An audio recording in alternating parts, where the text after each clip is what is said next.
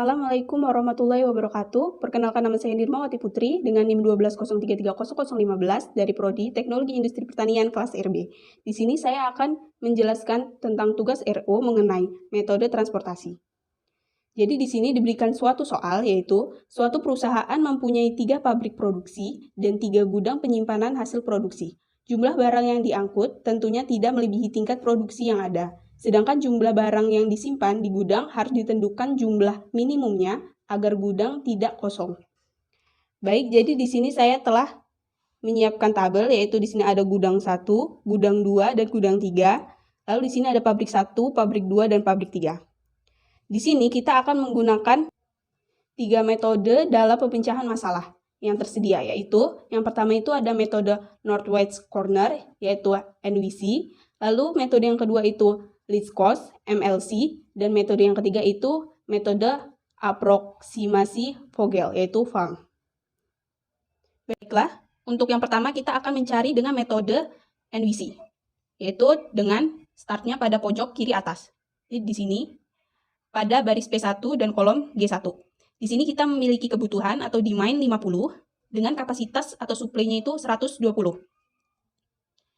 Jadi kita akan memilih nilai yang terkecil, yaitu 120.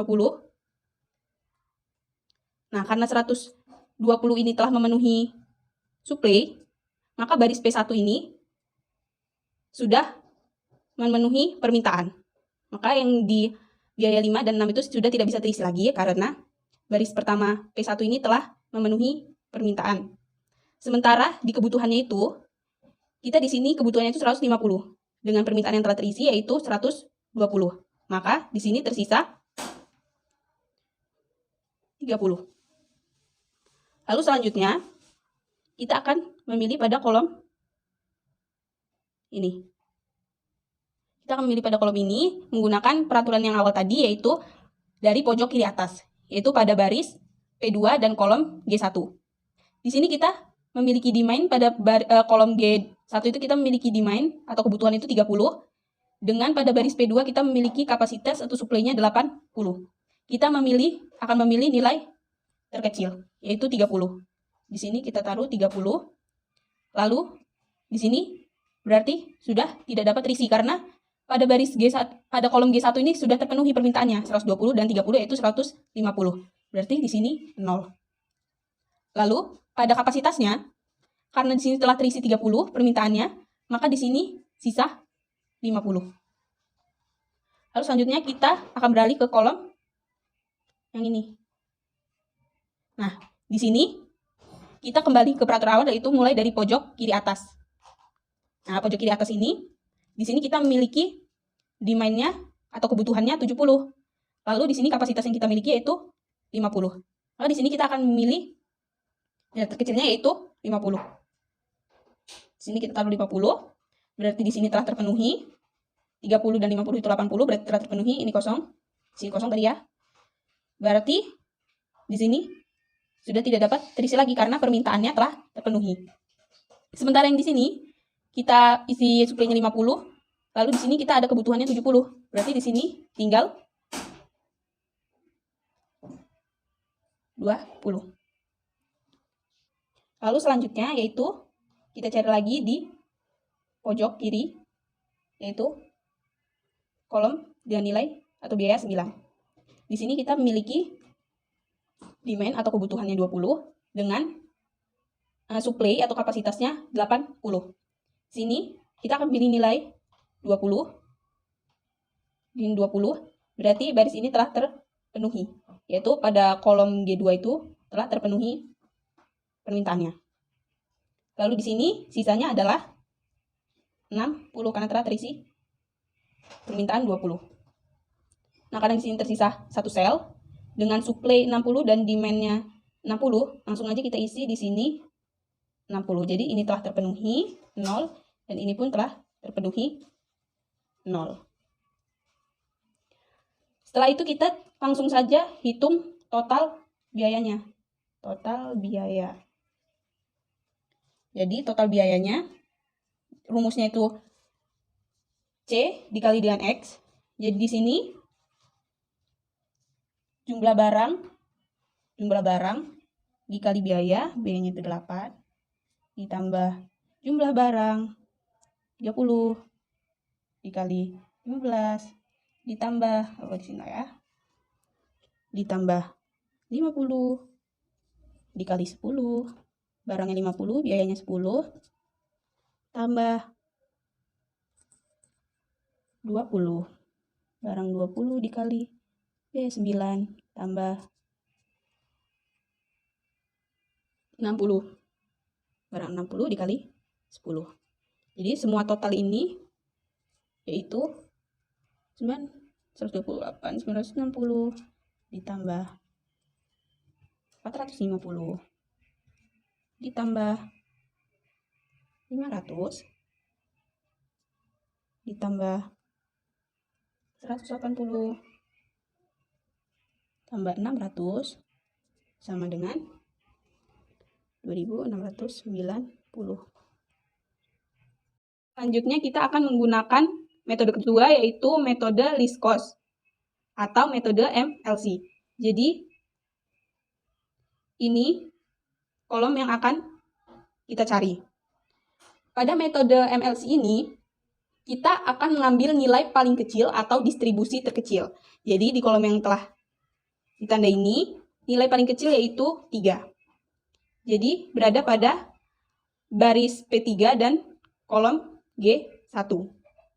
Di sini kita memiliki kebutuhan atau demand-nya 50 dengan supply atau kapasitasnya yaitu 80. Dan dari perbandingan 150 dan 80 ini nilai terkecil yaitu 80. Jadi di sini kita masuki 80. Ya, kita masuki 80. Berarti di sini habis yaitu 0. Karena baris pada P3 ini telah memenuhi permintaan, maka di sini 9, nilai 9 dan 10 ini sudah tidak bisa diisi lagi karena pada baris P3 ini telah memenuhi permintaan.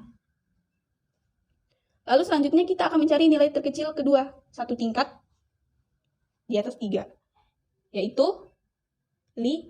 Di sini ada nilai 5. Nah, pada nilai 5 ini berada pada baris P1 kolom G2. Di sini demand-nya yaitu kebutuhannya 70 dengan kapasitas 120. Perbandingan antara kebutuhan dan kapasitas kita pilih nilai terkecil yaitu 70. Jadi di sini habis 0. Lalu di sini tadi itu karena telah dipakai 80 ya. Karena telah dipakai 80, berarti di sini tersisa 70. Lupa tadi. Oke, di sini tersisa 70 karena di sini telah terpakai 80. Sini 0. Nah, karena pada kolom G2 ini telah terpenuhi, permintaan telah terpenuhi, sudah terpenuhi, maka di baris ini sudah tidak bisa diisi lagi karena pada kolom G2 ini permintaannya telah terpenuhi. Lalu selanjutnya pada ini kapasitas, karena permintaan telah terisi 70, maka kapasitas di sini sisa 50. Di sini ya, sisa 50 kapasitasnya. Nah, lalu selanjutnya kita cari lagi nilai terkecil setelah 5 ini, yaitu pada kolom G3 baris P1. Di sini 6. Nah, pada baris P1 ini kita memiliki kapasitas 50 dengan demand atau kebutuhan 60. Mana yang kita pilih? Antara perbandingan antara kebutuhan 60 dan kapasitas 50, kita memilih yang 50, nilai terkecil. Karena di sini 70 plus 50 itu 120, maka di sini sudah terpenuhi ya permintaannya. Pada baris P1 permintaannya itu telah terpenuhi. Nah, karena pada baris P1 permintaan telah terpenuhi, berarti di sini sudah tidak bisa diisi lagi. Oke? Lalu sekarang kita cari lagi. Sudah terpenuhi. Lalu di sini karena telah terisi 50, berarti nilai di sini atau jumlah barangnya sisanya tinggal 10. Nah, lalu selanjutnya yaitu kita cari nilai terkecil lagi, yaitu 12. Nah, di 12 ini ada di baris P2 dan kolom G3. 12 ini, pada baris ini memiliki kebutuhan atau demand-nya 10 dengan kapasitasnya 80. Mana yang kita pilih antara 10 dan 80? Yaitu kita milih nilai terkecil yaitu 10. Jadi di sini habis ya. Karena telah terpenuhi 50 plus 10 yaitu 60. Nilainya telah terpenuhi. Lalu, nah di sini tadi terpenuhi. Di sini berarti nilainya 0. Dan di sini 10 dengan kapasitas 80. Nah, karena kapasitasnya itu 80 terus lagi 10, berarti sekarang tinggal 7. Jadi di sini 70. Kita coret ya. Dia jadi 0 karena telah memenuhi permintaan. Di sini juga dicoret jadi 0.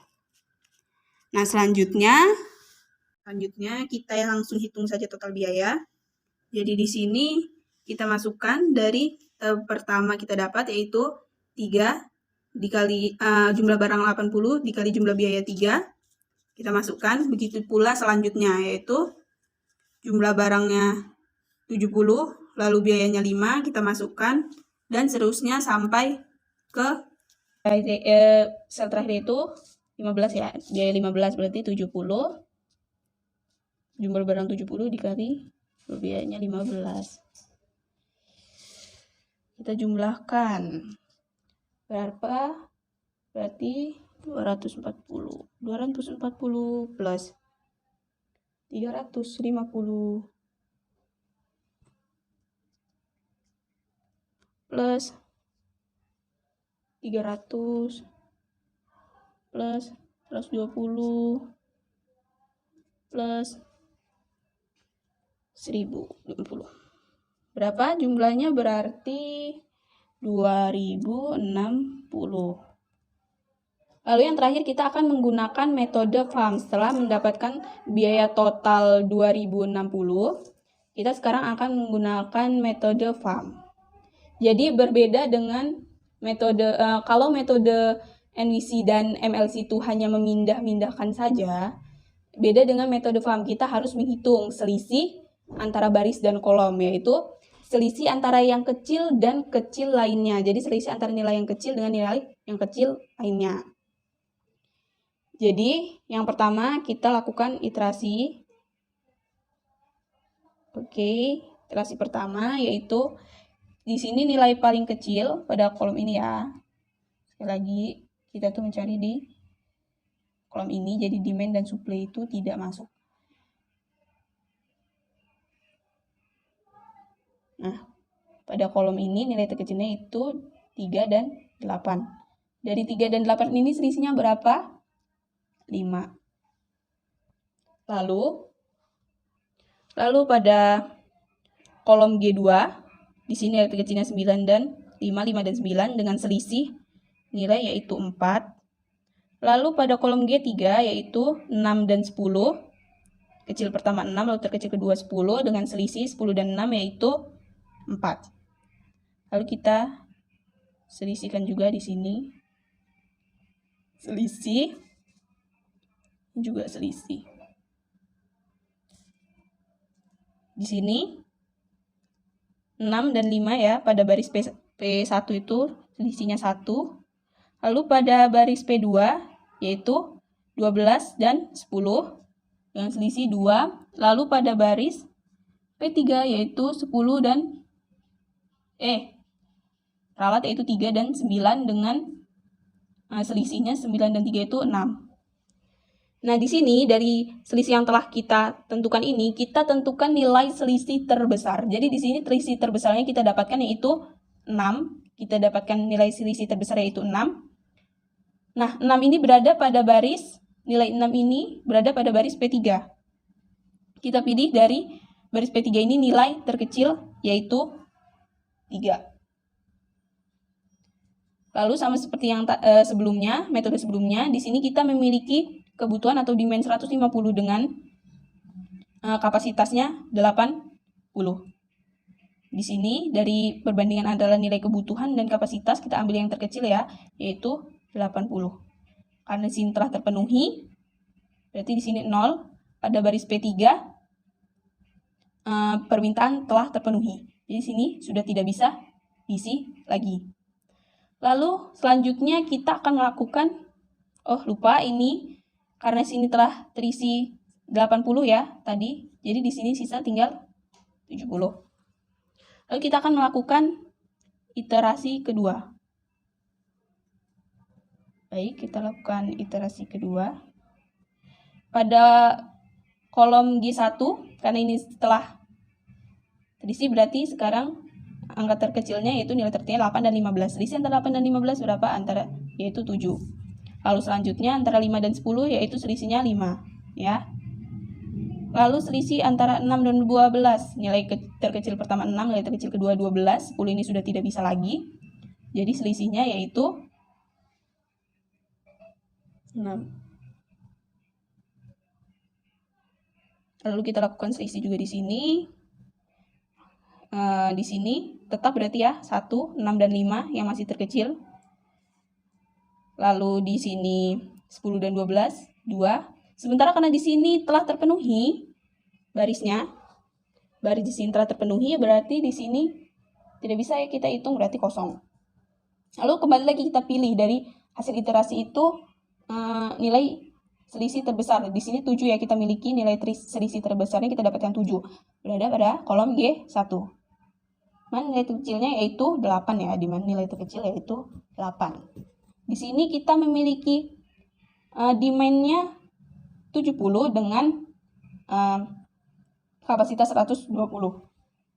Berarti di sini kita pilih 70 ya.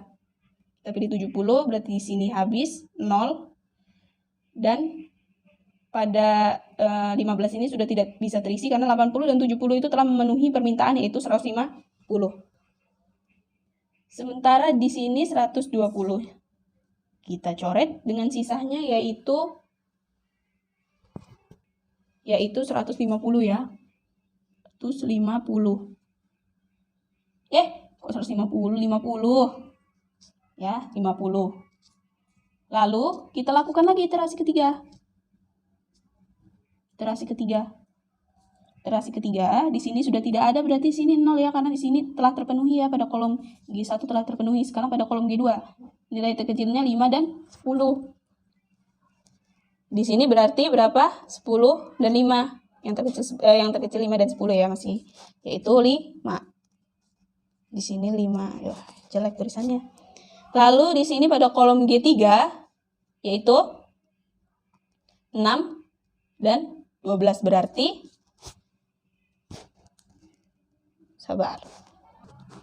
berarti di sini 12 6, berarti selisihnya masih 6 ya. Masih 6 selisihnya di sini. Lalu pada baris ini P1 6 dan 5 masih 1 selisihnya yang terkecil. Lalu pada baris P2 12 dan 10 masih 2. Lalu pada baris P3-nya tidak ada ya karena telah terpenuhi.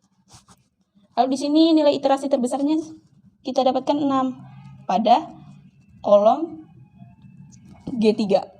Nah, pada kolom G3 yang mana yang paling kecil yaitu 6 ya nilai terkecilnya. Di sini ada kapasitas, kita memiliki kapasitas 50 dengan demand-nya atau kebutuhannya 60. Kita pilih antara perbandingan kebutuhan dengan kapasitas, kita pilih nilai terkecilnya yaitu 50 ya. Kita pilih 50. Lalu di sini berarti habis, di sini 50 plus 70 berarti yang 5 ini tidak dapat diisi lagi karena pada baris P1 telah memenuhi permintaannya telah terpenuhi. Nah, sementara di sini karena telah terisi 50, berarti kebutuhannya sisa 10. Lalu kita lakukan iterasi lagi. Kita ulangi lagi ya iterasi keempat. Panjang. Di sini kita lihat sudah tidak bisa ya, karena telah terpenuhi berarti 0. Di sini yang tersisa 10 yang masih bisa terisi yaitu 10. Sementara di sini 12. Dan kita lihat di sebelah sini selisihnya Jadi bisa ya. Lalu di sini 12, 10 masih 2. Dan di sini kosong. Kita pilih yang terbesar 12, selisih terbesar 12. Kita lihat di sini kita punya demand atau kebutuhan 10 dengan kapasitasnya 80. Antara kebutuhan dan kapasitas kita ambil nilai terkecil yaitu 10. Berarti di sini habis 0. Lalu di sini tersisa 70 ya, karena di sini telah terisi 10. Nah, kita lihat pada kolom ini tersisa 1 sel, yaitu dengan nilai 10. Karena kita memiliki kebutuhan 70 atau demand 70 dengan kapasitasnya 70, langsung saja kita masuki nilainya itu 70. Berarti di sini habis 0. Lalu di sebelah sini kapasitasnya juga habis. Karena seluruh tabel telah terpenuhi, permintaannya telah terpenuhi. Lalu kita hitung saja total. Jadi untuk kita hitungnya total biayanya, yaitu yang pertama tadi kita dapat 80 dan 30 ya, dengan jumlah barang 80 dikali B3, bukan 30, oke. Lalu ditambah dengan 70 dikali 8. 2. Lalu 50 dikali 6. Jumlah barang 50 dikali biaya 6. Tambah jumlah barang 10 dikali biaya 12. Tambah jumlah barang terakhir 70 dengan biaya 10. Berarti berapa seluruhnya? Yaitu 240 ditambah 560 ditambah 300, lalu ditambah 120 ditambah 700. Yaitu hasilnya 19, 1920.